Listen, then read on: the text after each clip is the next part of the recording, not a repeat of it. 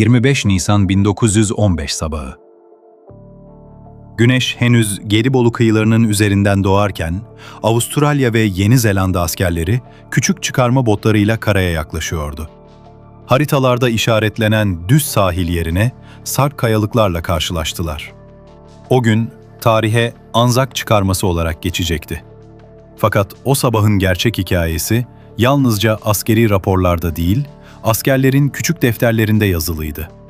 Bugün okuyacağımız satırlar, Gelibolu'da savaşmış, Avustralya ve Yeni Zelanda askerlerinin günlüklerinden ve aile arşivlerinden derlenmiştir. Bu günlükler, savaşın resmi anlatısının ötesinde korkuyu, şaşkınlığı, pişmanlığı ve insanlığı gösterir. Günlük 1. Private John Simpson, 25 Nisan 1915.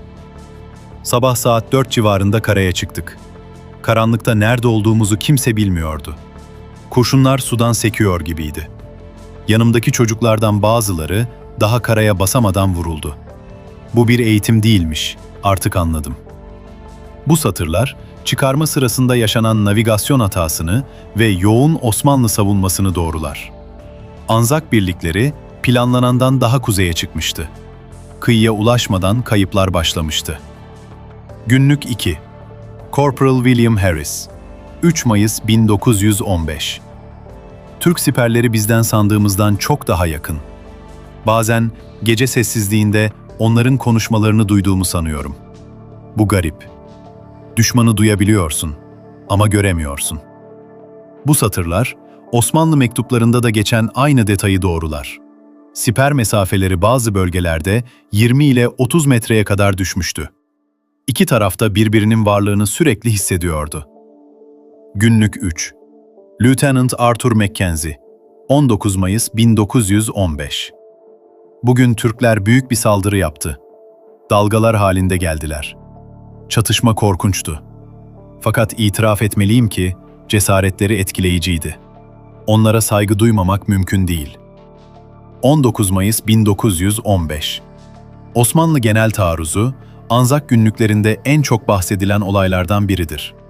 Bugün, iki tarafında ağır kayıplar verdiği bir kırılma noktasıdır. ANZAK askerlerinin günlüklerinde, Osmanlı askerlerinin disiplin ve cesaretine dair ifadeler sıklıkla görülür. Bu, savaşın insani boyutunu gösteren önemli bir detaydır. Günlük 4. Private Thomas O'Neill, 7 Haziran 1915. Sinekler her yerde. Siperler dayanılmaz halde. Ölüleri gömmek zor. Sıcak arttıkça kokular dayanılmaz oluyor. Bazen eve dönmeyi hayal ediyorum ama bu tepeler bizi bırakmayacak gibi.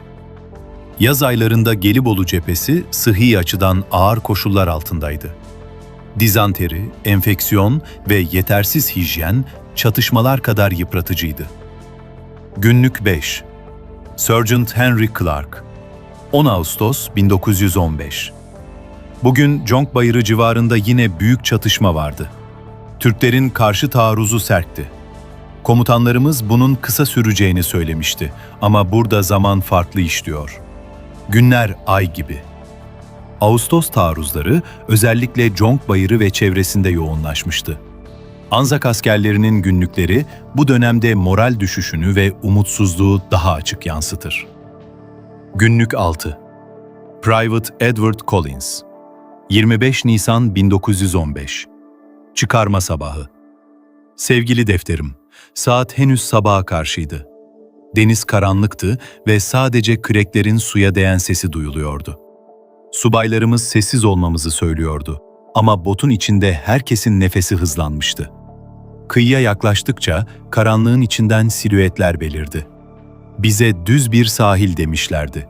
Oysa karşımızda yükselen kayalıklar vardı. Bir anda ateş başladı. Kurşunların suya düştüğünü gördüm. Suyun üzerinde küçük sıçramalar oluşuyordu. Yanımdaki George vuruldu. Daha karaya ayak basamamıştı. Onu çekmeye çalıştım ama çavuş bağırdı. "Devam et!" Koşmaya başladım. Ayaklarım kuma değil, taşlara takıldı. Yukarıdan ateş ediyorlardı.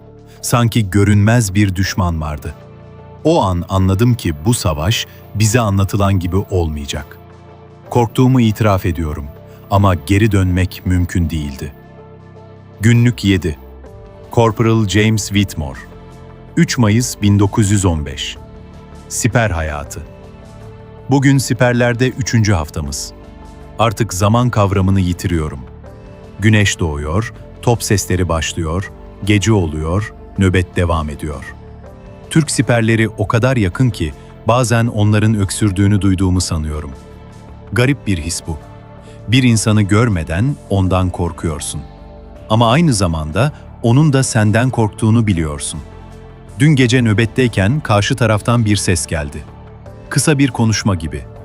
Dilini anlamıyorum ama tonunu anlıyorum. Yorgunluk bizde de var, onlarda da. Bize barbar dedikleri söylenmişti. Ama karşımızdakiler disiplinli ve inatçı. Siperlerinden çıkmıyorlar. Onları hafife almak büyük hata olur. En çok özlediğim şey sessizlik. Günlük 8. Lieutenant Harold Bennett 19 Mayıs 1915. Büyük Osmanlı taarruzu. Bu sabah güneş doğmadan önce yoğun bir hareketlilik fark ettik. Ardından bir düdük sesi ve karanlığın içinden gelen gölgeler. Türkler dalgalar halinde ilerliyordu. Çatışma çok şiddetliydi. Bir an için siperin düşeceğini sandım. Adamlarım korkuyordu ama mevzilerini terk etmediler. Şunu yazmadan geçemeyeceğim. Onların cesareti şaşırtıcıydı. Ölüme doğru koştular.